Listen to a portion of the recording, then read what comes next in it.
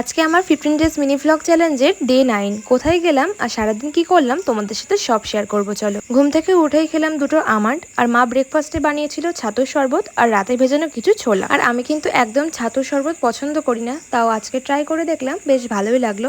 আর আমি কিন্তু সকাল সকালে স্নান করে এখন রেডি হয়ে এখানে ছোলাটা খাচ্ছি। আর আজকে যাব হচ্ছে ব্যাংকে, বাট রেডি হওয়ার পরই এত ঝমঝমিয়ে বৃষ্টি এসছে, আমাদের তো আর যাওয়াটাই হলো না।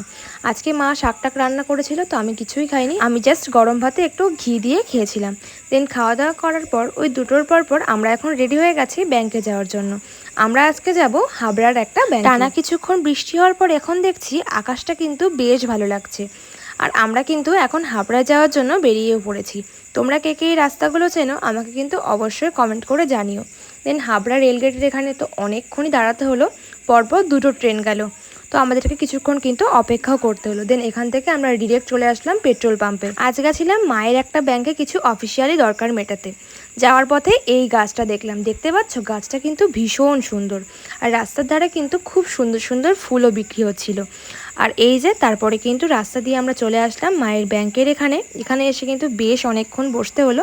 আমি ব্যাংকের এই ব্যালকনিটাতে কিছুক্ষণ বসে বসে সময় কাটাচ্ছিলাম। কাজ মিটিয়ে এবার কিন্তু আমরা বাড়ি ফিরি। দেন ফেরার পথে মসলন্দপুর থেকে কিন্তু এই ফেমাস ঘুগনিটাও খেয়েছি। তোমরাও না খেয়ে থাকলে কিন্তু ট্রাই করো, এটা কিন্তু একদম অটো স্ট্যান্ডের পাশে।